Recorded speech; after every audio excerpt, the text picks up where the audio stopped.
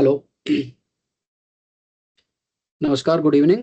मेरा नाम सौरभ है और मैं स्वागत करता हूं आप सभी का इस सेशन में इंजीनियरिंग थर्मोडायनेमिक्स इन हिंदी इस एनपीटीईएल कोर्स के लिए। और ये हमारा 12वां सेशन है। और ये सेशन जो इस कोर्स का अंतिम सप्ताह है, वीक 12, उसके कंटेंट पे आधारित है।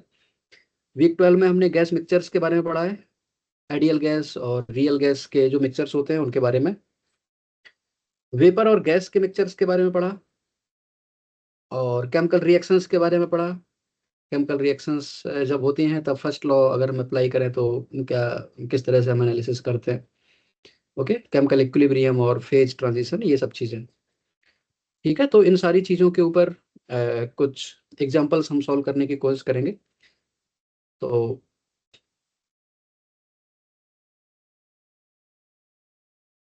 शुरू करते हैं हम पहले सेक्शन से, जिसमें ऑब्जेक्टिव टाइप क्वेश्चंस हैं, multiple choice questions. Okay, but I think start करने के पहले एक बार कुछ समरी डिस्कस कर लेते हैं एटलीस्ट गैस मिक्सचर्स की। ओके, क्योंकि शुरू के कुछ क्वेश्चंस मैं देख पा रहा हूँ गैस मिक्सचर्स के ही हैं।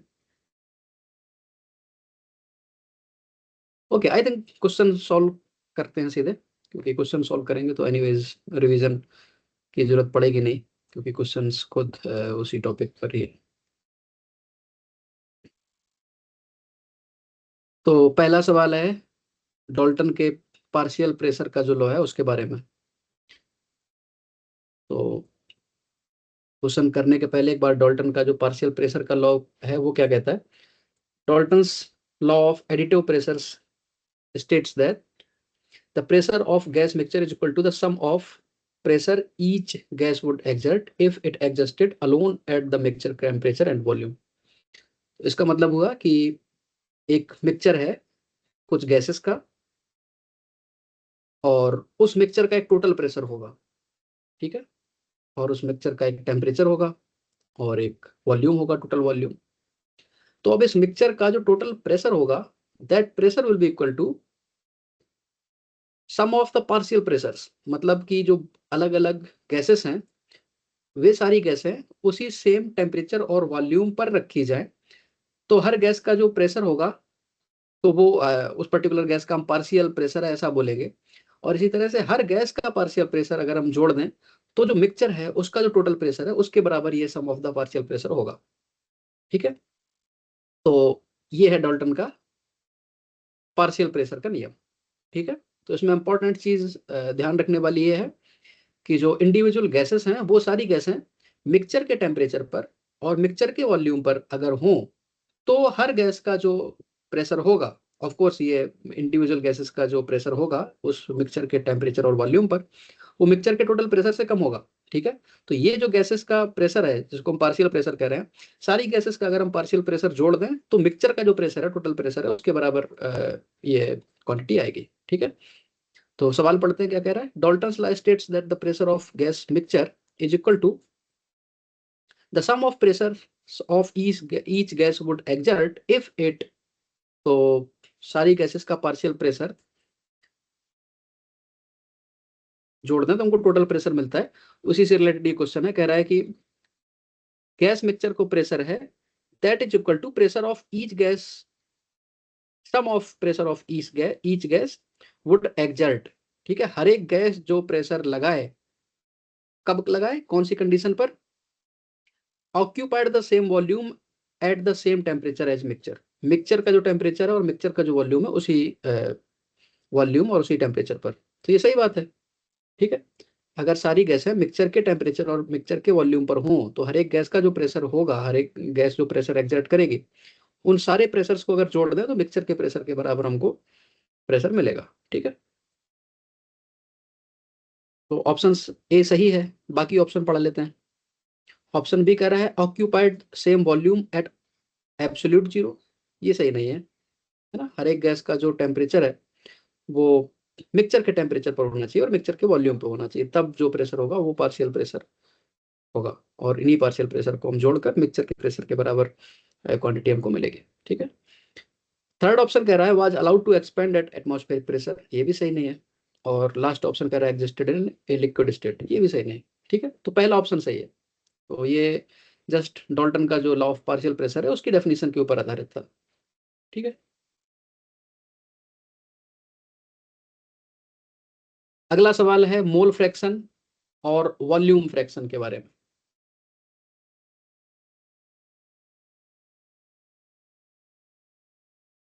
तो मोल फ्रैक्शन हम जानते हैं कि अगर जो मिक्सचर है उसमें बहुत सारी गैसेस हैं, ठीक है, हर गैसेस के कुछ नंबर ऑफ मोल्स होंगे। ठीक, तो मान लीजिए gas A B C D इस तरह की गैसेस हैं, तो और गैस ए के मोल्स हैं मान लीजिए एन ए, गैस बी के मोल हैं एन बी, गैस सी के मोल हैं एन सी, इस तरह से बहुत सारी गैसेस हो सकती हैं। तो हर एक गैस का आप मोल फ्रैक्शन कैलकुलेट कर सकते हैं। कैसे करेंगे, मान लीजिए आपको बी गैस का मोल फ्रैक्शन कैलकुलेट करना है, तो हम ऐसे कैलकुलेट करेंगे, mole fraction of B that will be equal to number of moles of B divided by total number of moles. ठीक है, number of moles of A plus number of moles of B plus number of moles of C, बहुत सारी gases का सबका जोड़ देंगे तो ये टोटल नंबर ऑफ मोल्स है। और इस टोटल नंबर ऑफ मोल्स से डिवाइड करेंगे हम किसको, number of moles of B. ठीक है, तो हमको मिल जाएगा बी का मोल फ्रैक्शन। ठीक, तो इस तरह से मोल फ्रैक्शन को डिफाइन करते हैं। इसी तरह से वॉल्यूम फ्रैक्शन को भी डिफाइन किया जाता है। वॉल्यूम फ्रैक्शन को कैसे डिफाइन करेंगे, तो उसके लिए जैसे हमने प्रेशर पार्शियल प्रेशर का कॉन्सेप्ट डिस्कस किया, उसी तरह से पार्शियल वॉल्यूम का भी कॉन्सेप्ट है। ठीक है, तो ये क्या कहता है, ये कहता है कि जो मिक्सचर है उसका एक टेम्परेचर है, प्रेशर है, वॉल्यूम है। ठीक है, उसी टेम्परेचर और प्रेशर पर सारी इंडिविजुअल गैसेस को रखा जाए तो हर एक इंडिविजुअल गैस का जो वॉल्यूम होगा उसको चलिए हम बोल देते हैं पार्शियल वॉल्यूम, चलिए बोल देते हैं। ठीक है, और ये सारे पार्शियल वॉल्यूम हम सारी गैसेस के जोड़ दें इंडिविजुअल गैसेस के, तो हमको टोटल वॉल्यूम मिल जाएगा, टोटल वॉल्यूम ऑफ मिक्सचर। ठीक, तो ओके, तो वॉल्यूम फ्रैक्शन क्या है, वॉल्यूम फ्रैक्शन है बेसिकली, अगर जैसे ये नंबर ऑफ मोल्स के बारे में जिस तरह से हमने मोल फ्रैक्शन डिफाइन किया, उसी तरह से partial pressure of gas A मान लीजिए वी ए है, partial pressure of gas B V B है, और सी का पार्शियल प्रेशर वी सी है, ऐसा। ठीक है, इस तरह से और भी गैसेस हो सकती हैं। पार्शियल प्रेशर में हमको ये चीज ध्यान रखनी है कि इंडिविजुअल गैसेस को हम मिक्सचर के टेम्परेचर और मिक्सचर के प्रेशर पर रखें। ठीक, तब जो हमको वॉल्यूम मिलेगा वो। ठीक, तो अब यहाँ पर जो फ्रैक्शन होगा, मान लीजिए गैस बी का ही हम वॉल्यूम फ्रैक्शन निकालें। ओके, तो वॉल्यूम फ्रैक्शन होगा इसका volume of B divide by total volume. ठीक, और टोटल वॉल्यूम है सारी गैसेस का इंडिविजुअल जो पार्शियल वॉल्यूम है उसका समेशन। ठीक है, ऐसे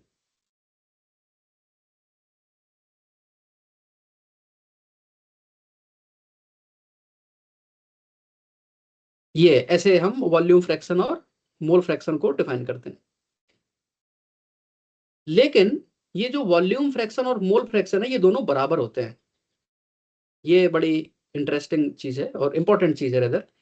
अब ऐसा क्यों होता है, ऐसा होता है क्योंकि जो वॉल्यूम है that is proportional to number of moles. ठीक है, हमने पढ़ा है पीवी इक्वल टू एनआरटी।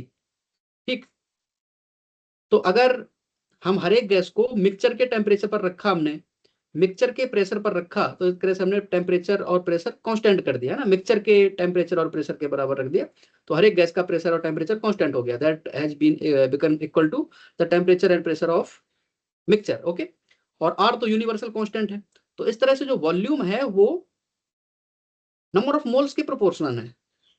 ठीक, तो अब क्योंकि वॉल्यूम और नंबर ऑफ मोल्स ये प्रोपोर्शनल हैं, तो जो वॉल्यूम फ्रैक्शन होगा वही मोल फ्रैक्शन भी होगा। ठीक, तो number of moles of A है that will be proportional to partial volume of A, number of moles of B है that will be proportional to volume of B.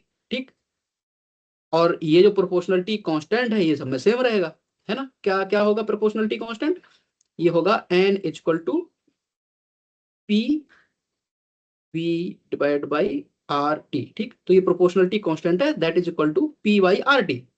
ठीक, तो ये सबके लिए सेम रहेगा हर एक गैस के लिए। इसलिए आप अगर वॉल्यूम फ्रैक्शन निकालना चाहते हैं या मोल फ्रैक्शन निकालना चाहते हैं, दोनों बराबर होंगे। ठीक है ना, क्योंकि जब total number of volume total number of moles हम लिखेंगे n of this subtotal, that will be proportional to this total volume, और प्रोपोर्शनलिटी कांस्टेंट सब में सेम है। तो जिस कांस्टेंट का मल्टीप्लाई आप ऊपर कर रहे हैं उसी कांस्टेंट का मल्टीप्लाई आप नीचे कर रहे हैं। कहने का मतलब ये है कि अगर आपने वॉल्यूम फ्रैक्शंस लिखा है, ये हमने लिखा है वॉल्यूम फ्रैक्शन ऑफ बी के लिए हमने लिखा है वी बी बटे वी, ठीक, और इसको हमने लिखा V B divided by this total volume. Okay, तो अगर इस पूरी चीज को हम पी बाई आर टी से मल्टीप्लाई कर दें ऊपर और नीचे दोनों जगह, ठीक, पी बाई आर टी से ऊपर नीचे दोनों जगह मल्टीप्लाई कर दें, तो ये हमको क्या मिल जाएगा, ये V V times P by R T हो जाएगा number of moles of B, divide by this नीचे वाली चीज हो जाएगी टोटल नंबर ऑफ मोल्स। तो इसलिए अब ये जो क्वांटिटी आ गई ये हमारी मोल फ्रैक्शन आ गई, है ना। तो इसलिए मोल फ्रैक्शन ऑफ वॉल्यूम और वॉल्यूम फ्रैक्शन ये बराबर होते हैं। अब देखते हैं सवाल क्या कह रहा है। For a mixture of ideal gases, अच्छा हाँ, ये जो हमने चीज डिस्कस करी है ना, ये आइडियल गैसेस के लिए ही वैलिड है। क्यों आइडियल गैसेस के लिए वैलिड है, क्योंकि ये जो हमने एक अजम्पशन लिया ना पीवी इक्वल टू एनआरटी, इसी से हमारी सारी चीजें आगे बढ़ी, प्रोपोर्शनलिटी वाली बात। तो क्योंकि हमने ये अजम्पशन यूज किया है, तो ये चीज वैलिड होनी चाहिए पीवी इक्वल टू एनआरटी। और ये कब वैलिड होती है, ये वैलिड होती है आइडियल गैस के लिए। ठीक, तो ये जो पूरी हमने अभी चीज डिस्कस करी है आइडियल गैस के लिए ही है। तो सवाल क्या कह रहा है, for a mixture of ideal gases, ठीक है, तो वॉल्यूम फ्रैक्शन वाई आई, ठीक है, तो आईएथ गैस का वॉल्यूम फ्रैक्शन को वाई से डिवाइड शो किया गया of A component is mathematically greater than the mole fraction of X I. तो ये पूछ रहा है कि वॉल्यूम फ्रैक्शन और मोल फ्रैक्शन में क्या संबंध है। पहला ऑप्शन कह रहा है कि वॉल्यूम फ्रैक्शन ज्यादा होता है, ये बात सही नहीं है, हमने डिस्कस किया कि वॉल्यूम फ्रैक्शन और मोल फ्रैक्शन बराबर होते हैं। ऑप्शन सी कह रहा है इक्वल टू मोल फ्रैक्शन, ये बात सही है, अभी हमने जस्ट डिस्कस किया वॉल्यूम फ्रैक्शन और मोल फ्रैक्शन बराबर होते हैं। ठीक है, अगले ऑप्शंस क्या हैं। ऑप्शन सी कह रहा है dependent on the molar mass of component, ये सही नहीं है। और equal to the mass fraction divided by gas constant, ये भी सही नहीं है। ठीक, तो इसमें केवल बी सही है। ठीक है,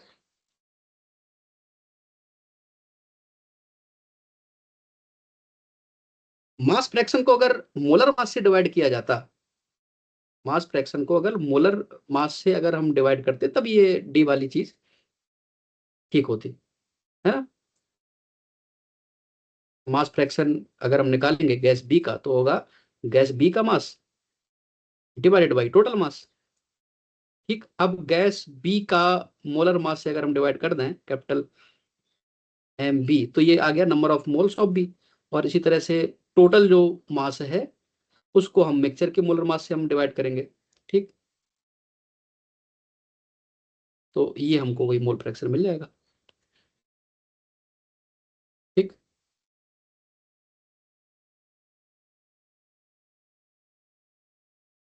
एनीवेज, तो ये भी डेफिनेशन बेस्ड क्वेश्चन ही था, तो उम्मीद करते हैं ये भी बहुत मुश्किल सवाल नहीं था, समझ आ गया होगा। अब चलते हैं क्वेश्चन नंबर 3 की तरफ। ठीक, तीसरा सवाल ये मिक्सिंग की एंट्रोपी के बारे में है। और मिक्सिंग में एंट्रोपी के साथ क्या होता है ये हम कई बार डिस्कस कर चुके हैं कि मिक्सिंग के दौरान एंट्रोपी बढ़ती है ना, एंट्रोपी जनरेशन होता है, क्योंकि मिक्सिंग जो है ये इरिवर्सिबल प्रोसेस है, तो इसमें एंट्रोपी जनरेशन ये पॉजिटिव होती है। ठीक, मिक्सिंग के दौरान जो है एंट्रोपी जनरेशन जो होता है पॉजिटिव होता है, या आप कह लीजिए कि मिक्सिंग के दौरान जो एंट्रोपी चेंज है वो पॉजिटिव होता है ना। सवाल क्या कह रहा है कि where sorry when two different ideal gases at same pressure and temperature, दो गैसेस हैं उनका प्रेशर भी बराबर है और टेम्परेचर भी बराबर है, ठीक है, आर मिक्स्ड एडियाबेटिकली, उनको मिक्स किया गया है, इस तरह से मिक्स किया गया है कि हीट का कोई ट्रांसफर नहीं हो रहा है, ना सिस्टम के अंदर जा रही है हीट ना सिस्टम के बाहर जा रही है, एडियाबेटिक। अब क्योंकि एडियाबेटिक तो हीट ट्रांसफर के साथ जो एंट्रोपी ट्रांसफर एसोसिएटेड होता है ना, डेल्टा क्यू बाई टी, वो वाला एंट्रोपी ट्रांसफर नहीं होगा। ठीक, तो सराउंडिंग से सिस्टम में कोई एंट्रोपी नहीं आएगी और ना एंट्रोपी सिस्टम से सराउंडिंग में जाएगी। ठीक, जो भी होगा सिस्टम के अंदर होगा। अब सिस्टम के अंदर क्या हो रहा है, मिक्सिंग हो रही है, और मिक्सिंग के दौरान एंट्रोपी बढ़ती है। ठीक, तो सराउंडिंग की एंट्रोपी तो नहीं बदलेगी, लेकिन सिस्टम की एंट्रोपी बढ़ेगी, पॉजिटिव होगी, पॉजिटिव इंक्रीज होगा उसमें। ठीक है, तो जब टोटल एंट्रोपी चेंज होगा, एंट्रोपी चेंज ऑफ, तो इसमें क्या पूछा गया है, the resulting entropy change of universe. तो एंट्रोपी चेंज ऑफ यूनिवर्स क्या होगा, ये होगा entropy change of system plus entropy change of surrounding. Surrounding में एंट्रोपी चेंज कुछ हुआ नहीं है, जो भी है सिस्टम के एंट्रोपी चेंज है, और सिस्टम का एंट्रोपी चेंज क्या है, मिक्सिंग के लिए पॉजिटिव है, और मिक्सिंग प्रोसेस। ओके, इसलिए जो यूनिवर्स का एंट्रोपी चेंज है वो भी पॉजिटिव होगा। तो ऑप्शंस क्या क्या है, ऑप्शन ए कह रहा है zero because process is adiabatic. तो प्रोसेस एडियाबेटिक है, इसलिए सराउंडिंग के साथ कोई एंट्रोपी चेंज नहीं होगा, तो सराउंडिंग का एंट्रोपी चेंज जीरो है, लेकिन यहाँ पर सिस्टम की बात करी जा रही है।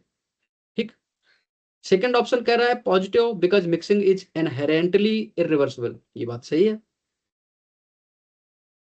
थर्ड ऑप्शन कह रहा है negative because gases become more ordered, ये बात सही नहीं है। मिक्सिंग से गैस ज्यादा ऑर्डर थोड़ी हो सकती है, ऑर्डर कम होगा, रैंडमनेस बढ़ेगी।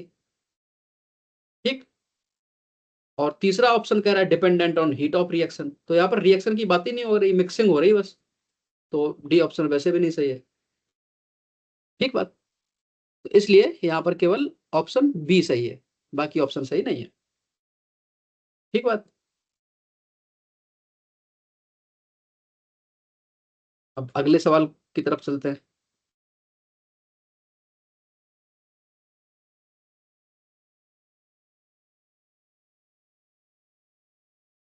अगला सवाल है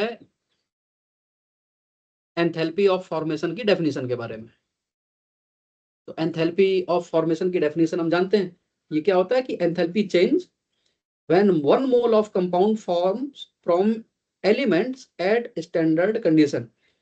तो किसी भी कंपाउंड के लिए जो एंथैल्पी ऑफ फॉर्मेशन डिफाइन करी जाती है, तो कैसे डिफाइन करते हैं, वैसे डिफाइन करते हैं कि उस कंपाउंड का एक मोल बनाने के लिए, कहां से बनाने के लिए, ये जिन एलिमेंट से मिलकर बन रहा है उन एलिमेंट से मिलकर बनाने के लिए कौन सी कंडीशन पर, स्टैंडर्ड कंडीशन। स्टैंडर्ड कंडीशन यानी कि 25 डिग्री सेंटीग्रेड टेम्परेचर और 1 एटमॉस्फेरिक प्रेशर।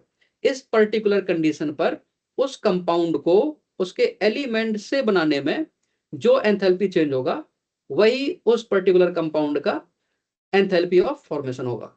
ठीक है, ऐसे उसको डिफाइन किया गया एंथैल्पी ऑफ फॉर्मेशन को, और इसको डिनोट कैसे करते हैं, डिनोट करते हैं एच एफ नॉट। ओके, ऊपर ये छोटा सा जीरो जैसा लगा है। ठीक, तो अब देखते हैं क्वेश्चन क्या कह रहा है। क्वेश्चन कह रहा है कि enthalpy of formation is defined as the enthalpy change when a compound is formed from its elements. तो इतनी बात तो सही है कि जो कंपाउंड है उसको इसके एलिमेंट से बनाना है, और इस बनाने के दौरान जो एंथैल्पी चेंज है वो एंथैल्पी ऑफ फॉर्मेशन है, लेकिन एक पर्टिकुलर कंडीशन पे ये प्रोसेस होनी चाहिए। अब वो कंडीशन क्या है, पहला ऑप्शन कह रहा है 0 केल्विन और 1 एटमॉस्फेरिक प्रेशर, ये बात सही नहीं, अभी हमने डिस्कस किया है, स्टैंडर्ड कंडीशन पर होना चाहिए। ठीक है, और स्टैंडर्ड कंडीशन क्या है, स्टैंडर्ड कंडीशन है 25 डिग्री सेल्सियस टेम्परेचर इसका, और 1 एटमॉस्फेरिक प्रेशर।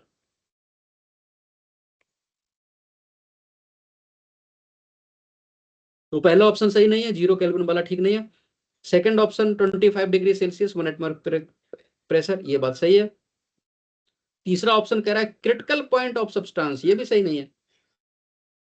और चौथा ऑप्शन क्या कह रहा है, बॉइलिंग पॉइंट ऑफ कंपाउंड, ये भी ठीक नहीं है। 25 डिग्री सेंटीग्रेड 1 एटमॉस्फेरिक प्रेशर पर उस कंपाउंड को उसके एलिमेंट से बनाने के लिए जो एंथैल्पी चेंज होगा, वही उस पर्टिकुलर कंपाउंड की एंथैल्पी ऑफ फॉर्मेशन होगी। ऐसे इसको डिफाइन किया गया है। तो अगेन डेफिनेशन बेस्ड क्वेश्चन था, क्वेश्चन नंबर 4। ठीक, तो ये सारे सवाल आसान हैं, डेफिनेशन बेस्ड हैं, लेकिन है बहुत इंपॉर्टेंट। ठीक है, यही हमारे फंडामेंटल कॉन्सेप्ट्स हैं और इन्हीं सब का इस्तेमाल होगा, इन्हीं सब का यूज होगा कॉम्प्लीट, जो थोड़े से लंबे सवाल होंगे उनको हल करने के लिए। ठीक, तो ये सारी डेफिनेशन हमको क्लियर होनी चाहिए। ओके।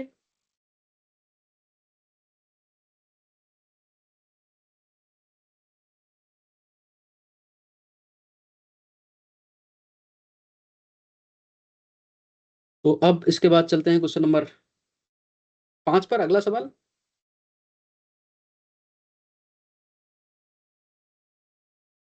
पांचवा सवाल, क्वेश्चन नंबर 5 कह रहा है क्या, किसके बारे में? स्टोइक्योमेट्रिक एयर के बारे में। स्टोइक्योमेट्री क्या होती है हमको पता है कि कंप्लीट कंबसन के लिए जितनी एयर चाहिए, ठीक है, हमारे पास कुछ अमाउंट ऑफ फ्यूल है, उस पर्टिकुलर अमाउंट ऑफ फ्यूल को कंप्लीट कंबसन के लिए जितनी एयर चाहिए, एग्जैक्टली उतनी ही एयर अगर है तो बोलते हैं कि हमारे पास स्टोइक्योमेट्रिक एयर है। ठीक है, एयर की मात्रा स्टोइक्योमेट्रिक है। अगर ज्यादा एयर होगी इस मात्रा से तो हम बोलेंगे एक्सेस एयर है, और अगर कम एयर होगी तो हम बोलेंगे कि एयर कम है और उस दौरान कंप्लीट कंबसन नहीं हो पाएगा अगर एयर कम होगी तो। ठीक बात। तो ये सवाल है। सवाल क्या कह रहा है? स्टोइक्योमेट्रिक और theoretical air is the minimum amount of air, जो कि ऑप्शन ए कह रहा है provides enough nitrogen to cool the reaction, ये बात सही नहीं है। ऑप्शन बी कह रहा है results in 100 completion in the products. तो प्रोडक्ट में ऑक्सीजन नहीं बची रहनी चाहिए, सारी की सारी ऑक्सीजन इस्तेमाल हो जानी चाहिए फ्यूल के कंबसन के लिए, ये बात सही है। लेकिन 100 बार कंप्लीट हो जाए कंबसन, ये बात सही नहीं है। एक बार कंबसन होना है, 100% कंप्लीट होना है। तो मेरे ख्याल से ये 100 लिखा है, 100 टाइम्स नहीं होगा, ये 100% होगा। ठीक है, तो यहाँ पर हमको थोड़ा सुधार करना पड़ेगा सवाल में। Results in 100% completion of combustion with no oxygen in product, तो आई थिंक यहाँ पर परसेंटेज लगा होगा, ये टाइपो है। बाकी ऑप्शन देख लेते हैं, हो सकता है कि कोई और ऑप्शन सही हो। थर्ड ऑप्शन कह रहा है prevents the formation of carbon dioxide, ये बिल्कुल सही नहीं है। कंप्लीट कंबसन होगा तो कार्बन डाइऑक्साइड तो बनेगी अगर फ्यूल में कार्बन मौजूद है तो। चौथा ऑप्शन कह रहा है maximize the air fuel ratio, ये बात सही नहीं है ना। तो अगर ऑप्शन बी में जो 100 लिखा है ये 100% हो, है ना, 100% completion of combustion with no oxygen in the product, तो ये ऑप्शन बी सही हो जाएगा। तो हम मान के चल रहे हैं कि यहाँ पर परसेंटेज का जो चिन्ह है वो छूट गया है, टाइपो है, और ये इस तरह से ऐसा होना चाहिए इसको। ठीक।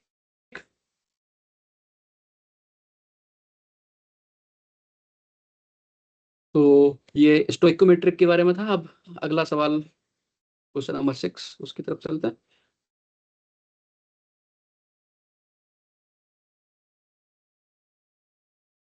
क्वेश्चन नंबर 6 है कंबसन प्रोडक्ट के ड्यू पॉइंट के बारे में। अच्छा, ड्यू पॉइंट हमने पढ़ा है वैसे ही कि अगर मान लीजिए यही हमारे पास एटमॉस्फेरिक एयर है, इसको एटमॉस्फेरिक एयर के बारे में हमको पता है, बहुत सारी गैसेस का मिक्सचर है ये, राइट। इसमें ऑक्सीजन है, नाइट्रोजन है, एयर है, और वाटर वेपर्स भी मौजूद है। अगर इसको हम ठंडा करने लग जाएं, ठीक है, अगर हम इसको ठंडा करने लग जाएं तो एक टेम्परेचर ऐसा आएगा जब सेचुरेशन की अवस्था आ जाएगी, है ना, जब ह्यूमिडिटी जो है, रिलेटिव ह्यूमिडिटी, वो 100% हो जाएगी। ठीक, और अगर उससे ज्यादा हम कूल करेंगे तो फिर पानी कंडेंस होने लगेगा। ओके, तो उस कंडीशन को हम ड्यू पॉइंट टेम्परेचर ऐसा बोलते हैं। और कब बोलते हैं? जब हमारे पास मिक्सचर है एयर का और वेपर का, है ना। साइक्रोमेट्री इस पूरे चैप्टर का नाम होता है। तो ये एयर और वाटर वेपर के मिक्सचर के बारे में होता है। सेम चीज कंबसन प्रोडक्ट्स के बारे में भी है। कंबसन प्रोडक्ट्स जो होते हैं उसमें मेनली अगर कार्बन वाला फ्यूल है, कार्बन हाइड्रोकार्बन कोई फ्यूल है, तो उसका जब कंप्लीट कंबसन होगा, इनकम्प्लीट कंबसन भी होगा, तो उसमें कुछ कार्बन डाइऑक्साइड होगी। अगर कंप्लीट कंबसन नहीं हो पाया तो कार्बन मोनोऑक्साइड होंगे, कुछ और बाकी चीजें भी हो सकती हैं।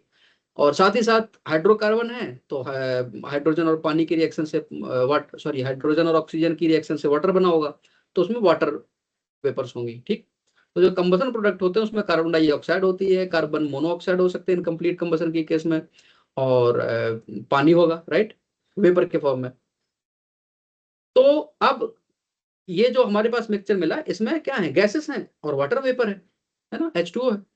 तो अगर इसको भी हम ठंडा करना शुरू कर दें, ठंडा करते रहे तो एक पॉइंट ऐसा आएगा कि जो पानी उसमें मौजूद है वो कंडेंस होना शुरू हो जाएगा। ठीक, तो इस जिस तरह से हमने एयर और एटमॉस्फेरिक एयर और वेपर मिक्सचर के बारे में हमने ड्यू पॉइंट डिफाइन किया, उसी तरह से कंबसन प्रोडक्ट के बारे में भी आप ड्यू पॉइंट डिफाइन कर सकते हैं। ठीक, अब सवाल पढ़ते हैं क्या कह रहा है। सवाल कह रहा है due point of combustion products is the temperature at which, combustion product का ड्यू पॉइंट एक ऐसा टेम्परेचर होता है जिस पर कि पानी संघनित होना शुरू हो जाए, कंडेंस होना शुरू हो जाए। ऑप्शन क्या क्या है, पहला विकल्प कह रहा है कि nitrogen begin to liquefy, nitrogen द्रवित होने लगती है, यह सही उत्तर नहीं है। सही उत्तर ऑप्शन बी कह रहा है कि water vapour in the products begin to condense, है ना, जो दहन के उत्पाद हैं उसमें मौजूद जलवाष्प संघनित होने लगे, वो पर्टिकुलर तापमान ये ड्यू पॉइंट कहलाएगा। ठीक है, तो ये ऑप्शन सही नहीं, सही है, ऑप्शन बी सही है। थर्ड ऑप्शन कह रहा है फ्यूल बिगिन टू वेपराइज, ये सही नहीं है। ठीक है, ये तो फ्यूल का सॉरी कंबसन प्रोडक्ट के बारे में ड्यू पॉइंट डिफाइन किया गया है, that is equal to the temperature at which water vapour present in the products begin to condense. Okay, so option B is correct and third option is not correct of course. D option कह रहा है COH converted to CO2, ये भी सही नहीं है। तो ये कहानी थी due point of combustion product की। ठीक,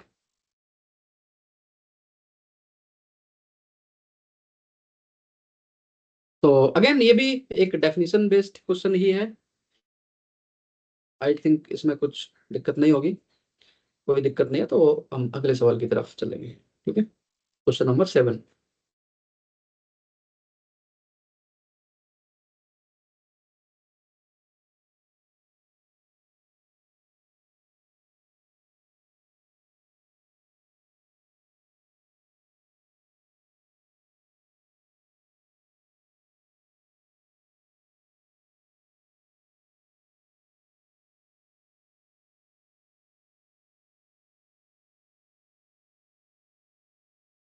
क्वेश्चन नंबर 7 है एडियाबैटिक फ्लेम टेम्परेचर के बारे में। ठीक है, एडियाबैटिक फ्लेम टेम्परेचर क्या होता है हम ऑलरेडी पढ़ चुके हैं लेक्चर्स में, कि आपके पास एक क्लोज सिस्टम है, और क्लोज सिस्टम है और रिजिड वॉल्स हैं, और उसमें कुछ कंबसन हुआ। तो अब रिजिड वॉल, अच्छा रिजिड वॉल के साथ ये क्या है, इंसुलेटेड भी है। ठीक है, तो हीट ट्रांसफर कुछ हो नहीं रहा, वर्क ट्रांसफर कुछ हो नहीं रहा। ठीक, तो क्या होगा, जो भी कंबसन होगा उससे जो हीट निकलेगी उससे केवल टेम्परेचर बढ़ेगा, है ना, इंटरनल एनर्जी वगैरह बढ़ेगी। तो उस केस में जो टेम्परेचर होगा फ्लेम का वो एडियाबैटिक फ्लेम टेम्परेचर ऐसा डिफाइन करते हैं। पहला सवाल पढ़ते हैं क्या कह रहा है।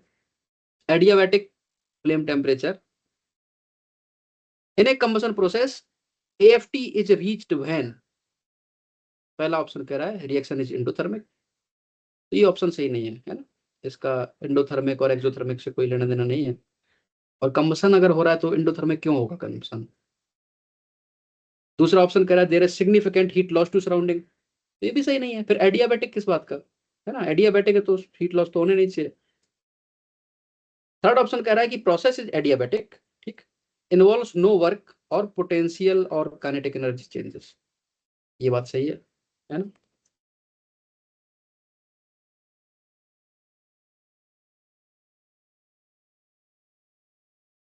थर्ड ऑप्शन सॉरी आखिरी ऑप्शन कह रहा है 20% excess air is used, sorry 200% excess air is used, तो ये भी सही नहीं है ना, क्योंकि adiabatic flame temperature is reached when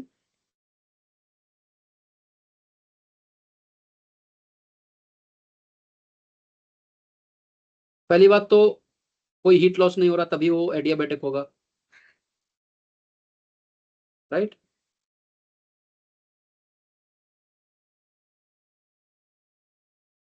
दूसरा चीज, कोई वर्क इंटरेक्शन नहीं होगा।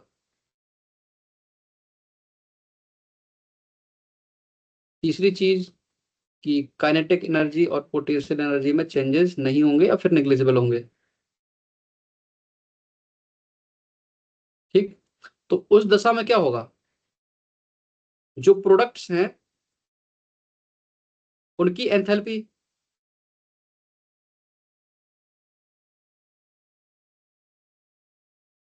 Will be equal to enthalpy of reactants.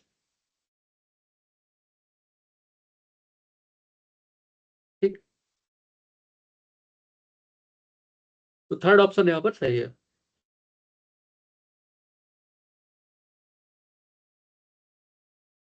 अब ये जो एंथैल्पी होती है इसमें दो तीन कंपोनेंट होते हैं। एक तो उसकी एंथैल्पी ऑफ फॉर्मेशन, है ना, रेफरेंस पॉइंट पर उसकी एंथैल्पी, और क्योंकि टेम्परेचर ज्यादा है या कम है तो ये टेम्परेचर चेंज होने की वजह से जो एंथैल्पी में चेंज हो या वो। Okay, now we can move to question number 8।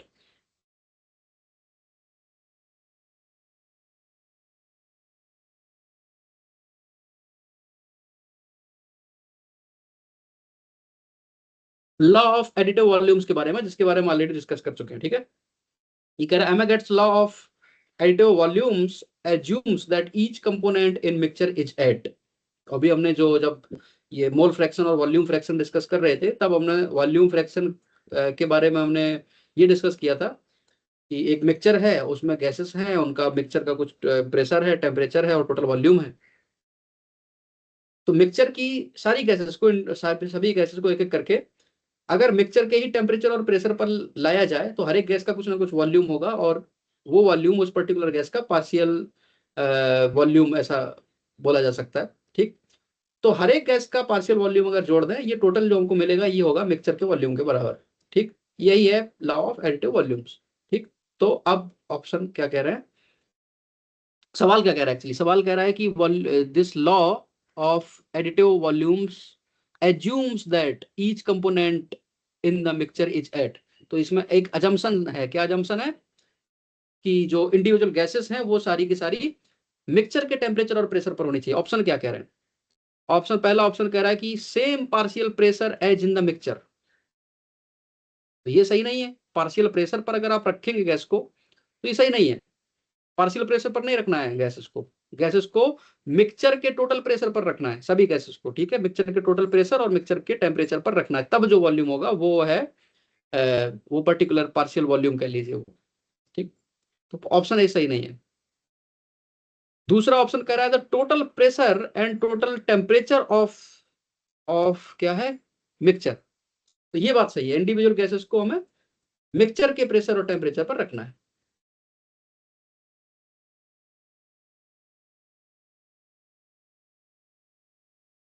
Third option है कि इट्स ओन क्रिटिकल टेम्परेचर, ये भी सही नहीं है, मिक्सचर के टेम्परेचर प्रेशर पर रखना है। और ऑप्शन डी कह रहा है कांस्टेंट वॉल्यूम, ये भी सही नहीं है। कांस्टेंट वॉल्यूम पे क्यों रखेंगे, सबको मिक्सचर के प्रेशर और टेम्परेचर पर रखेंगे, जो वॉल्यूम आएगा सो आएगा, फिर उन सारे वॉल्यूम को अगर हम जोड़ देंगे तो मिक्सचर का टोटल वॉल्यूम हमको मिल जाएगा।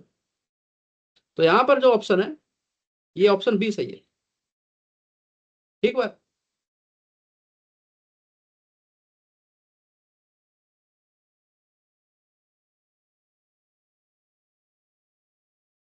अब चलते हैं अगले सवाल की तरफ, क्वेश्चन नंबर 9 की तरफ।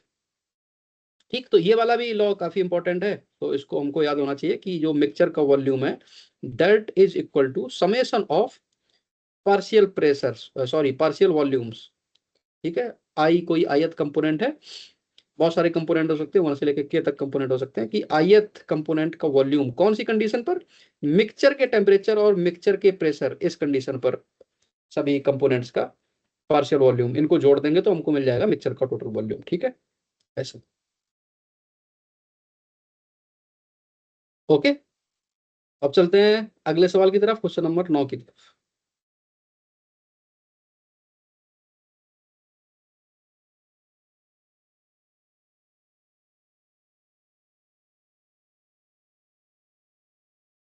क्वेश्चन नंबर 9 कह रहा है कि enthalpy of combustion represents the energy released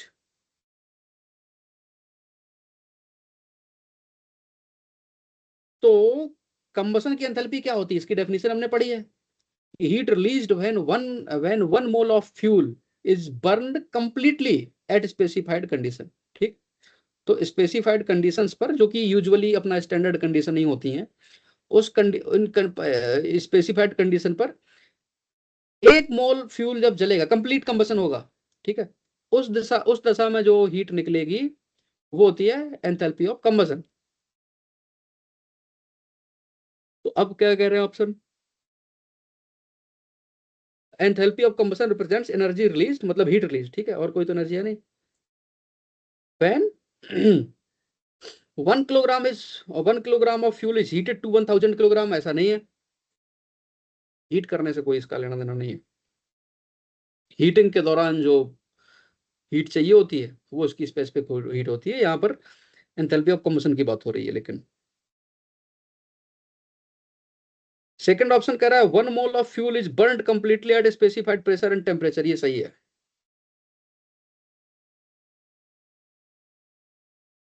ठीक है, ये इसकी डेफिनेशन है कि जब 1 मोल फ्यूल कंप्लीटली बर्न होगा स्पेसिफाइड टेम्परेचर और प्रेशर कंडीशंस पर, तब जो हीट निकलेगी वो है enthalpy of combustion. Third option कह रहा है O2 is separated from nitrogen in the air, ऐसा बिल्कुल सही नहीं है। ऑक्सीजन नाइट्रोजन को अलग करना है, ये सब करना ही नहीं करना, कंबसन की एंथैल्पी की बात हो रही है यहाँ पर सिंपली।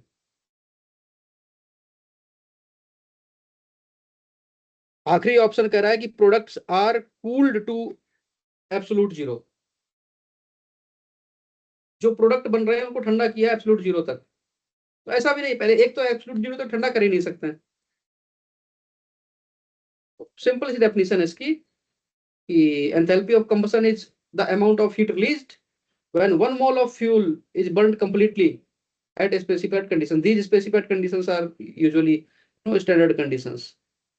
Okay, और कंबसन जो होता है ये एक्सोथर्मल प्रोसेस होती है, हीट निकलती है, रिलीज होती है। तो इसलिए यहाँ पर जो सबसे अप्रोप्रिएट आंसर है वो है ऑप्शन बी।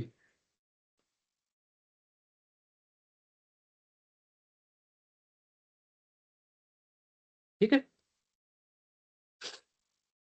तो ये कंबसन की एंथैल्पी के बारे में था, उम्मीद करते हैं ये क्लियर होगा। अब नेक्स्ट क्वेश्चन की तरफ चलते हैं, क्वेश्चन नंबर 10। ये है मिक्सचर की इंटरनल एनर्जी के बारे में, और कह रहा है कि total internal energy of an ideal gas mixture, एक मिक्सचर है आइडियल गैसेस का, उसकी टोटल इंटरनल एनर्जी कितनी होगी ये कैलकुलेट करके बताना। तो सिंपल है, सभी गैसेस की इंटरनल एनर्जी कैलकुलेट करके जोड़ दो, जैसे बाकी चीजें निकालते हैं ऐसे भी होगा।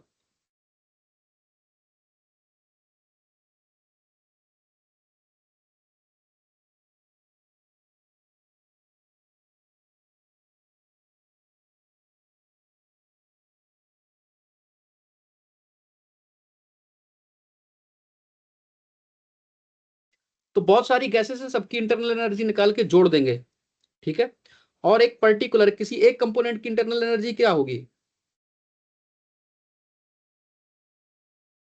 कैसे निकलेगी उसको, बहुत सारे तरीके हैं। अगर हम स्पेसिफिक टर्म्स में लिखें, ठीक है, तो पर यूनिट मास अगर उसकी इंटरनल एनर्जी यू आई है, ith कंपोनेंट की बात कर रहे हैं, पर यूनिट मास उसकी इंटरनल एनर्जी अगर यू आई है और उस पर्टिकुलर कंपोनेंट का मास एम आई है, तो एम आई टाइम्स यू आई, ये हो गई उस पर्टिकुलर कंपोनेंट की इंटरनल एनर्जी। इसी तरह बहुत सारे कंपोनेंट है और सबकी इंटरनल एनर्जी जोड़ देंगे तो हमको मिल जाएगी total energy, total internal energy sigma. ठीक बात, ऐसे। या फिर अगर आपको स्पेसिफिक इंटरनल एनर्जी के टर्म्स में नहीं करना है,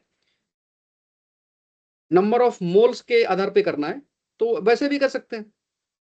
internal energy of ith component per unit मोल, अगर यू आई है, अब इसको कुछ दूसरा सिंबल बना, यू आई डैश बना लेते हैं ताकि पता डिफरेंस रहे कुछ, ठीक है, कि U I is the internal energy of ith component per unit mole of that particular component. Okay, so U I times number of moles of that component. So मान लीजिए उसके एन आई कंपोनेंट है ये, तो ये हो गई उस पर्टिकुलर कंपोनेंट की इंटरनल एनर्जी। ठीक है, और ये सारी आप जोड़ दीजिए तो आपको पूरे मिक्सचर की इंटरनल एनर्जी मिल जाएगी। ठीक, again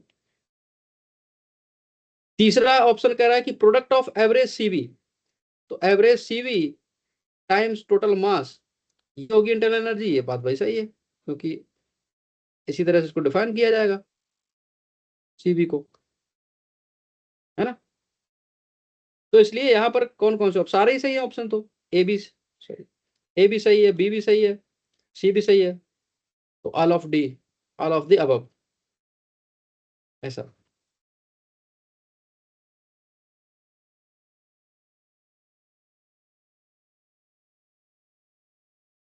so this was question number 10। ये हो गए हमारे मल्टीपल चॉइस क्वेश्चंस। इसके बाद आते हैं कॉन्सेप्चुअल क्वेश्चंस। तो ये डिस्कशन वाले हैं, तो अगर आप इनको पढ़िए और खुद से इनका आंसर करने की कोशिश करिए, और अगर कहीं फंसते हैं तो आप पूछ लीजिए। तो इनको सॉल्व नहीं करेंगे क्योंकि ये कॉन्सेप्चुअल है, इसमें सॉल्व कुछ नहीं करना है सच। ठीक है, तो ये चीज, हाइयर हीटिंग वैल्यू और लोअर हीटिंग वैल्यू के बीच में अंतर पूछा है। ठीक, ये खाली कैसे छूट गया। एक्सेस और इफिशियंसी में क्या है चक्कर। तो अब अगले सेक्शन की तरफ बढ़ते हैं, जहां पर कुछ हमको न्यूमेरिकल सवाल मिलेंगे, वो हम सॉल्व करने की कोशिश करते हैं।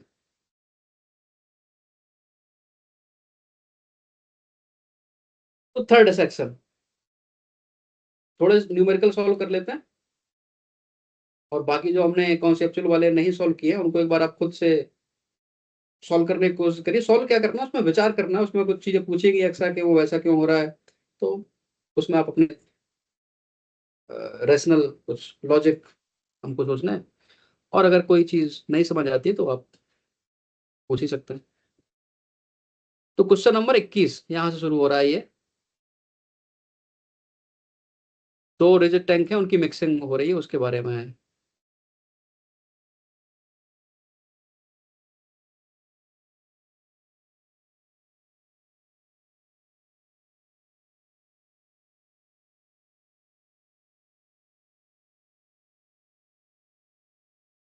तो सवाल कह रहा है कि मान लीजिए आपके पास टैंक है, टैंक ए है, और उसका वॉल्यूम है 1 मीटर क्यूब, और इस 1 मीटर क्यूब साइज वाले टैंक में भरी है O2, कंटेंस O2। किस कंडीशन पर, 300 किलो पास्कल पर, और 25 डिग्री सेल्सियस पर। ठीक बात। एक दूसरा टैंक है, टैंक बी, उसका वॉल्यूम है 2 मीटर क्यूब, और उसमें भरी है नाइट्रोजन। किस कंडीशन पर, 150 बार पे, और 25 डिग्री सेल्सियस पर।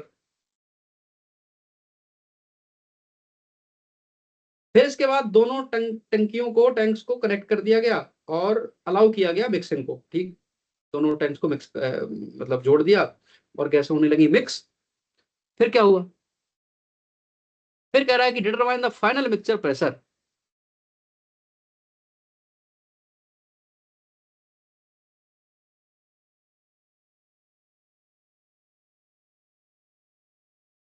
तो दोनों गैसें जब मिक्स होंगी, इसके बाद क्या प्रेशर होगा, ये हमको बताना है।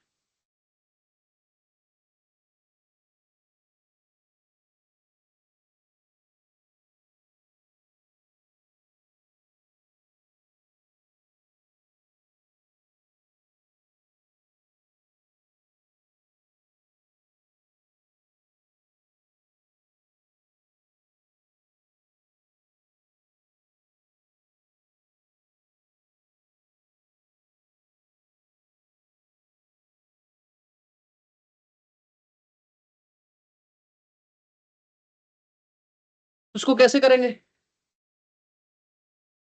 तो जो फाइनल बनेगा हमारे पास मिक्सचर, या जो पहले ही है हमारे पास दो टंकियां, उनमें नंबर ऑफ मोल्स निकाल लेते हैं। ठीक, पहले टैंक ए का नंबर ऑफ मोल्स निकाल लेते हैं। नंबर ऑफ मोल्स क्या होते हैं, ये होते हैं पीवी इक्वल टू एनआरटी होता है आइडियल गैस इक्वेशन, तो पीवी बटे आरटी ये हो जाएगा एन नंबर ऑफ मोल्स। तो पहले टैंक ए की अगर हम बात करें तो उसमें नंबर ऑफ मोल्स कितने हैं, ये होगा पीवी बटे आरटी। और इसमें जो प्रेशर है वो दिया गया 300 किलो पास्कल, वॉल्यूम दिया गया 1 मीटर क्यूब बटे आर टी। अच्छा टी जो है दोनों में देखो 25 डिग्री है तो उसको अलग से नहीं रख रहे हैं अभी, ठीक है। और N2 यानी कि टैंक बी में नंबर ऑफ मोल्स कितने होंगे, ये भी होंगे पीवी बटे आर टी। तो पीवी में क्या लिखा जाए, 300 किलो पास्कल प्रेशर की जगह, नहीं बी का देखना है। B is at 150 kilo pascal. तो 150 किलो पास्कल टाइम्स इसका जो वॉल्यूम है ये कितना 2 मीटर क्यूब है। और बाकी ये मान लेते हैं कि दोनों सेम टेम्परेचर पे हैं, ठीक, सेम टेम्परेचर एज्यूम्ड। या फिर दिया तो नहीं है सवाल में, हाँ टेम्परेचर तो सेम है, ये देखो 25 डिग्री दिया गया है, एज्यूम करने वाली बात ही नहीं है। तो देखिए यहाँ पर क्या है 300 गुणे 1, तो 300 यहाँ भी, तो दोनों में देखिए नंबर ऑफ मोल्स बराबर आ रहे हैं।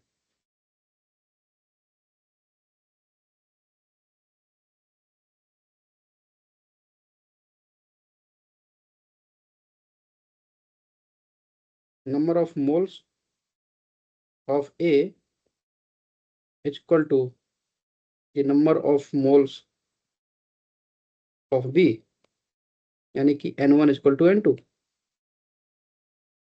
ठीक बात।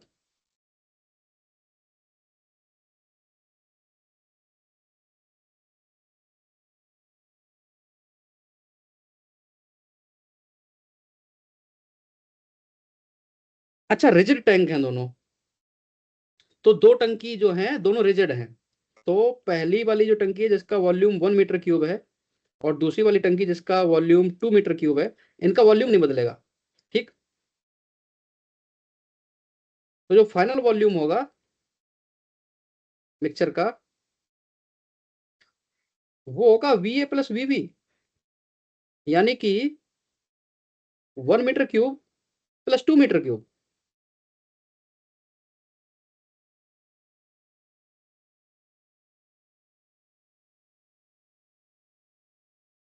की हो जाएगा 3 मीटर क्यूब,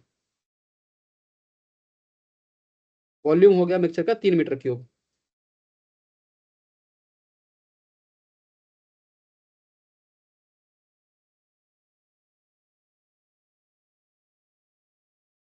और नंबर ऑफ मोल्स कितने हो गए मिक्सचर के,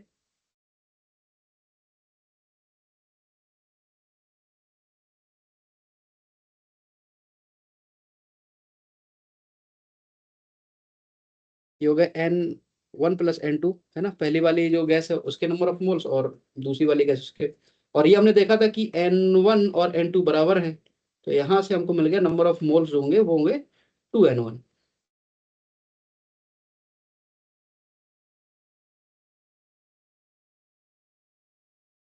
ओके।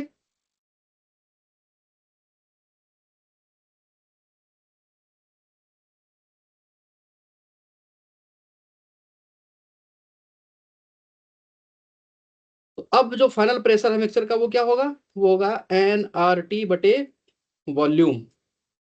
एन हमको मिल गए 300, आर ये सब चीज हमको पता है, तो हम बस वैल्यू सब्स्टिट्यूट करेंगे, ठीक। टेम्परेचर हमको पता है 25 डिग्री सेल्सियस, ठीक है, एक तरह से आइसोथर्मल मिक्सिंग हो रही है। तो सारी वैल्यू अगर हम सब्स्टिट्यूट करें तो इसकी वैल्यू आती है 200 किलो पास्कल। आप एक बार इस चीज को चेक करिए आप, और बताइए कि अगर इसमें सारी चीजें सही हैं या फिर कुछ इसमें सही करना है, कुछ गड़बड़ है, ठीक। इसी सवाल का अगला पार्ट है, ये पार्ट ए था, इसी सवाल का अगला पार्ट है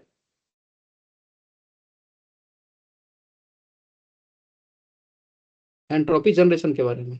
ये बड़ी इंपॉर्टेंट चीज है, हमने बात अभी डिस्कस करी थी कि अगर मिक्सिंग हो रही है तो मिक्सिंग के दौरान एंट्रोपी जनरेट होती है। कितनी जनरेट होती है,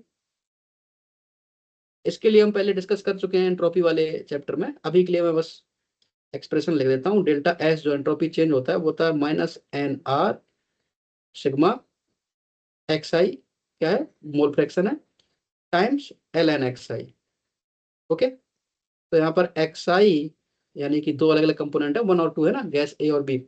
तो ये दोनों का मोल फ्रैक्शन बराबर है क्योंकि दोनों के नंबर ऑफ मोल्स बराबर है, तो ये का 0.5 आधे आधे, ठीक। तो इसलिए जो चेंज इन एंट्रोपी होगा वो होगा minus N are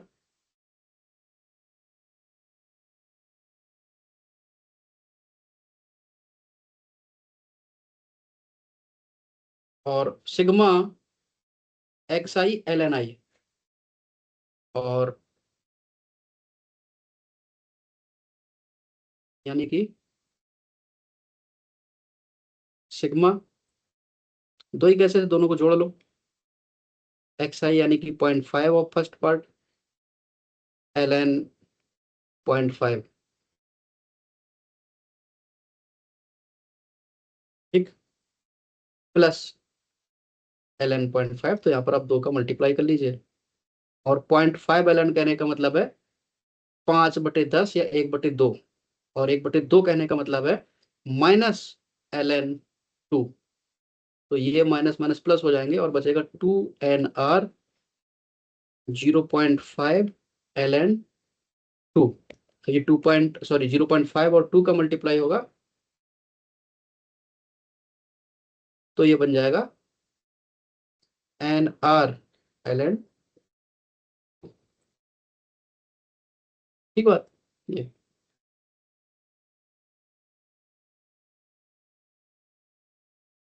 of number of moles हमको पता ही है, इस तरह से हम निकाल लेंगे एंट्रोपी जनरेशन। ओके,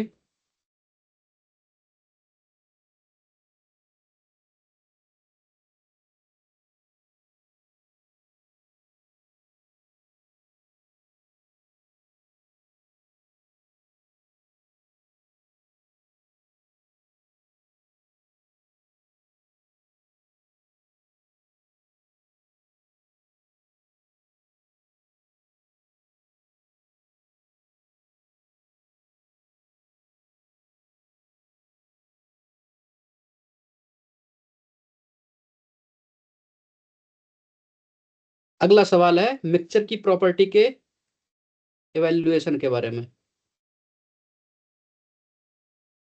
तो दो तीन गैसें हैं, उनका मिक्सचर है। कौन कौन सी गैसें हैं? मीथेन है CH4, नाइट्रोजन है N2, कार्बन डाइऑक्साइड है CO2। तीन गैसों के मिक्सचर हैं और इनका मास दिया गया है। मीथेन दिया गया है 3 किलोग्राम, नाइट्रोजन दिया गया है 2 किलोग्राम, और और क्या है, कार्बन डाइऑक्साइड दिया गया है 1 किलोग्राम, ठीक।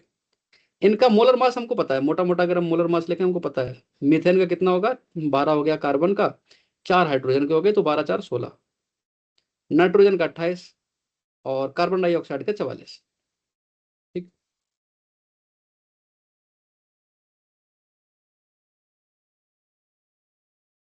तो अब हम इनके नंबर ऑफ मोल्स निकाल सकते हैं, या फिर किलोग्राम में मास दिया गया तो किलो मोल्स निकाल सकते हैं, ठीक।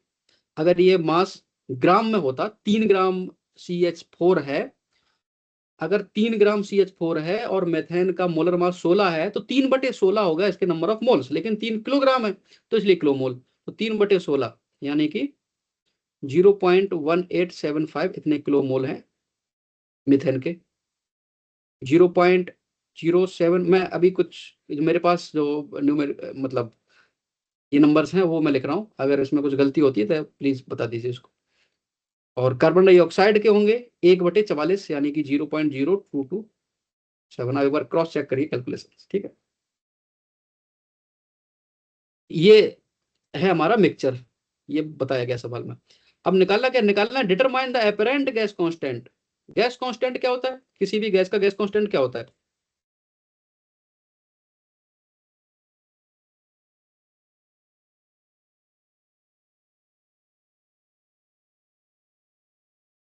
आर क्या होता है गैस कांस्टेंट? ये होता है universal gas constant divided by it's molar mass. और यहाँ पर मिक्सचर है तो यूनिवर्सल गैस कांस्टेंट तो वही रहेगा, है ना, 8.314 जो उसकी वैल्यू होती है वो, और डिवाइड बाई मोलर मास करना है बस। अब मोलर मास हमको निकालना पड़ेगा मिक्सचर का, क्योंकि अगर वो एक गैस होती है उसका हमको गैस कांस्टेंट निकालना होता तो उसके मोलर मास से डिवाइड कर देते, लेकिन यहाँ पर है मिक्सचर, तो यहाँ पर हमको मिक्सचर का मोलर मास निकालना पड़ेगा। ठीक। और मिक्सचर का मोलर मास कैसे निकालेंगे?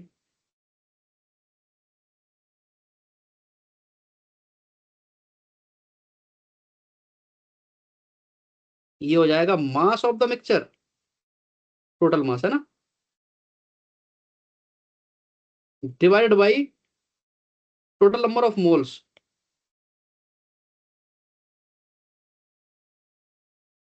जितनी भी गैसेस है ना सबके थोड़े थोड़े मोल है, सबको जोड़ दो। तो मास क्या होगा मिक्सचर का? 3 किलोग्राम मीथेन है, 2 किलोग्राम ये जो है नाइट्रोजन है, 1 किलोग्राम है कार्बन डाइऑक्साइड, इतना किलो है mixture, divide by kilo moles, कितने किलो मोल है?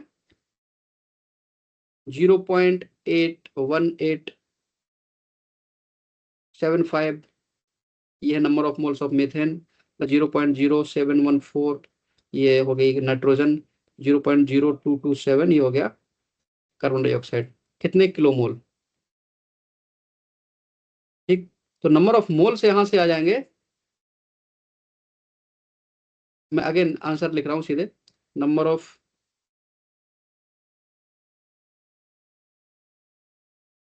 ये है क्या, मोलर मास ऑफ मिक्सचर।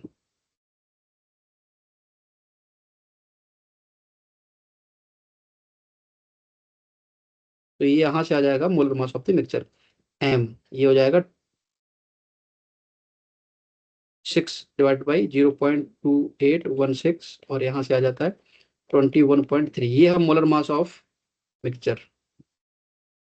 और गैस कांस्टेंट क्या होगा मिक्सचर का?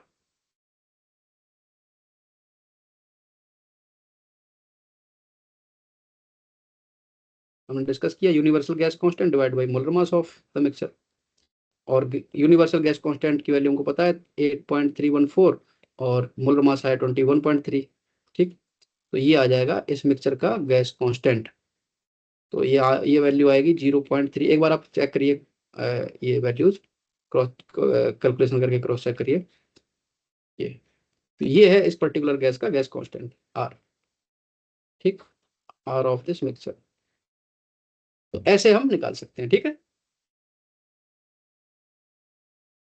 तो इसी तरह से और भी सवाल है, आप इनको कर लीजिए। एक ये भी कर लेते 23, और बाकी इसी तरह से और क्वेश्चन है। क्वेश्चन नंबर 23 कह रहा है कि प्रोपेन गैस है C3H8, ये जलाई गई है विद, कैसे जलाई गई है, 150% ऑफ थ्योरेटिकल एयर के साथ, यहाँ परसेंटेज का सिग्नेचर साइन पर छूट गया। Right the balanced combustion equation and determine the air fuel ratio on mass basis.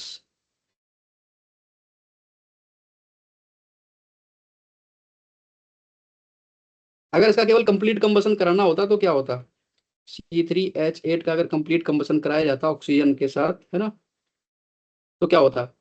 3 carbon dioxide बनते, है ना, 3 क्योंकि कार्बन है, और 8 हाइड्रोजन है, 8 हाइड्रोजन है तो 4 H2O बनते। तो कितने ऑक्सीजन चाहिए? 4 एटम यहाँ पर, और 3 दूनी 6 एटम यहाँ पर, 10 एटम, यानी कि 5 O2, ऐसे इतना चाहिए होता अगर ये इसका कंप्लीट कंबशन कराना होता तो। और ऑक्सीजन अकेले तो होती नहीं, नाइट्रोजन भी होती है साथ में, तो कुछ नंबर ऑफ मोल्स नाइट्रोजन के भी चाहिए होते। ठीक। और नाइट्रोजन के नंबर ऑफ मोल्स कितने होते हैं? जितने ऑक्सीजन के होते हैं उससे एक रेशियो होता है नाइट्रोजन का। क्या रेशियो होता है? कि एयर में आप मान लीजिए कि 21% ऑक्सीजन है, और बाकी 79% मोटा मोटा मान लीजिए नाइट्रोजन है। ठीक। तो ऑक्सीजन के जो नंबर ऑफ मोल्स होंगे वो होंगे 21/100 मान लीजिए, और नाइट्रोजन के होंगे 79/100, ऐसे। ओके। तो उसी रेशियो में नाइट्रोजन भी होगी। तो अगर ऑक्सीजन का 1 है तो नाइट्रोजन के कितने होंगे? 79/21 कितने होंगे नाइट्रोजन के? ओके, ये वैल्यू कितनी आती है? 79/21।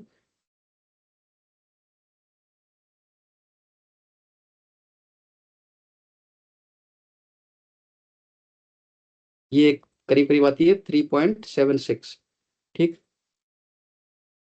तो अगर 1 है ऑक्सीजन का, एक बाहर ब्रैकेट लगा देते हैं, तो 3.76 N2 ऐसे। ठीक, तो ये पूरी चीज इतना नाइट्रोजन, और ये पूरा का पूरा नाइट्रोजन ऐसे ही हम मान के चल देते हैं कि अनरिएक्टेड टाइप से निकल जाएगा। 5 × 3.76 N2 ऐसे नाइट्रोजन बची रहेगी। ये होता है हमारा कंप्लीट कंबसन। ओके, ये है कंप्लीट कंबसन के लिए बैलेंस्ड इक्वेशन। इसको अच्छे से लिख देते हैं। 5O2 3.76 N2, यहाँ से बनेगा 3CO2 4H2O प्लस 5 × 3.76 N2। ठीक है,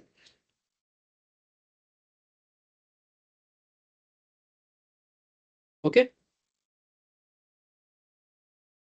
ये बैलेंस्ड स्टोइकियोमेट्रिक इक्वेशन। अब लेकिन कह रहा है कि ये जो कंबसन हो रहा है, ये 150% उसमें थियोरेटिकल एयर है। यानी कि जितनी एयर चाहिए, ये हमने 5 मोल लिखे हैं, उसका 150%। Okay, so 150% of 5 moles of 5, यानी कि 7.5। ठीक, तो ये चीज,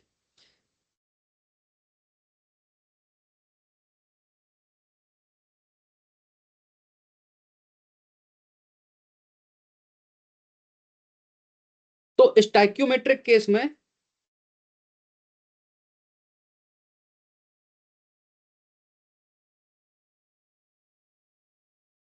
स्टोइकियोमेट्रिक केस में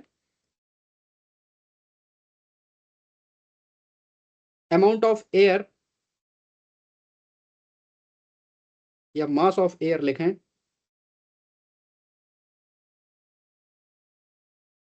और 1 मोल ऑफ फ्यूल, जो भी हमारा प्रोपेन है। ठीक, मास ऑफ एयर कितना चाहिए?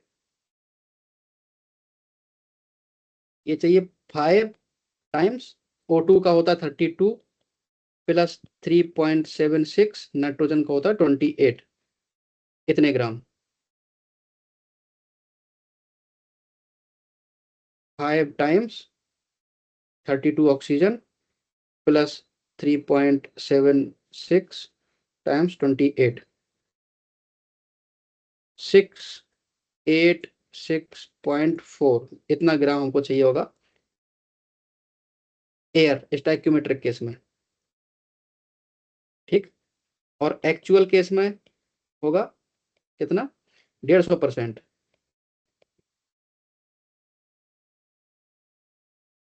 यानी कि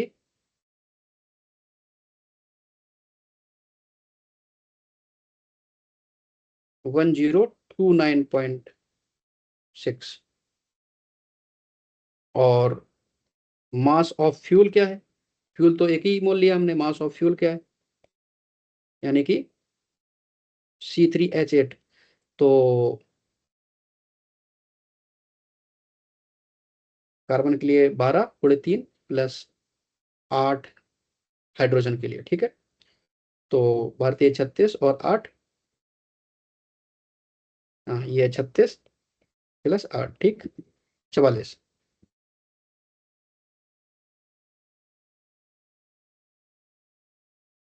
सही है ना?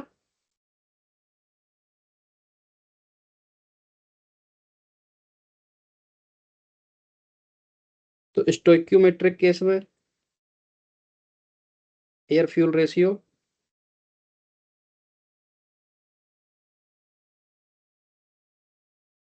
ये होगा 686.4 डिवाइड बाई 4 4। और एक्चुअल केस में जब 150% एयर लिया गया है, तब होगा 1029.6/44। ओके, तो 1029 बटे 0.6 भागित 44, तो ये आ रहा है 23.4। और स्टोइक्योमेट्रिक केस में 686.4 बटे 44, तब ये आ रहा है 56, 156। ठीक, नहीं कुछ गड़बड़ कर दिया, कम आना चाहिए यहाँ पर।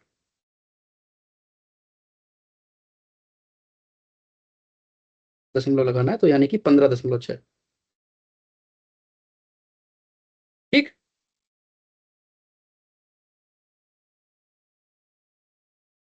तो stoichiometric, sorry, stoichiometric air fuel ratio for propane is approximately 15.6। और इस सवाल में बोला गया कि 150% एयर है, यानी कि जितनी एयर होनी चाहिए उससे 50% और ज्यादा, तो उस केस में एयर फ्यूल रेशियो होगा 23.4। ठीक है, अच्छा, जब इस तरह से एयर कम या ज्यादा होती है, ओके, एक्सेस होती है या कम एयर होती है, तब हम एक चीज डिफाइन करते हैं, इक्विवेलेंस रेशियो।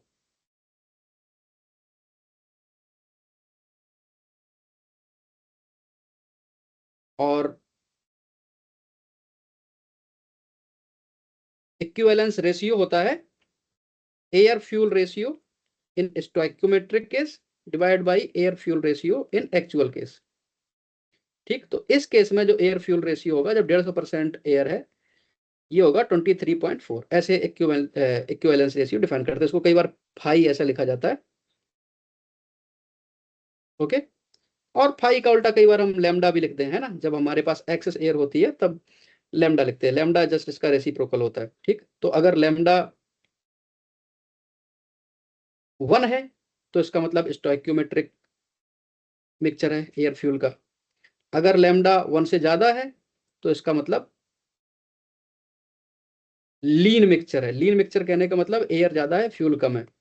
और अगर लैम्डा 1 से कम होता है तब उसको बोलते हैं रिच मिक्सचर है। रिच मिक्सचर यानी कि फ्यूल ज्यादा है एयर कम है, ऐसे। ठीक, तो ऐसे हम चीजें कैलकुलेट कर सकते हैं। ओके,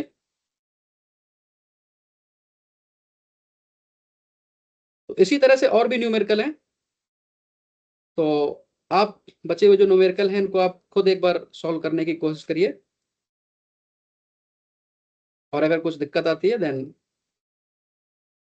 आप पूछ सकते हैं इनको। ठीक है, तो बाकी और सवाल हैं, एंथैल्पी ऑफ रिएक्शन कैसे कैलकुलेट करते हैं उसके बारे में, हीट ट्रांसफर बर्नर में, adiabatic flame temperature, due point कैसे कैलकुलेट किया जाता है, एंट्रोपी जनरेशन ड्यूरिंग कंबसन, और इसी तरह से और मिक्सचर का compression work, combustion reject tank. तो ये सारे जो सवाल बचे हैं, और जो थियोरेटिकल सवाल थे, थियोरेटिकल कहने का मतलब जो न्यूमेरिकल नहीं थे, सेक्शन बी के सवाल, वो भी बचे हैं। तो उन सारे सवालों को एक बार आप खुद से सॉल्व करने की कोशिश करिए, और अगर कुछ दिक्कत होती है तो आप, कुछ डाउट आता है तो आप को पूछ सकते हैं। ओके, तो ये सारे क्वेश्चन बचे हुए आपकी प्रैक्टिस के लिए हो जाएंगे। ओके, सो अभी यहाँ पर हम सेशन को समाप्त करते हैं।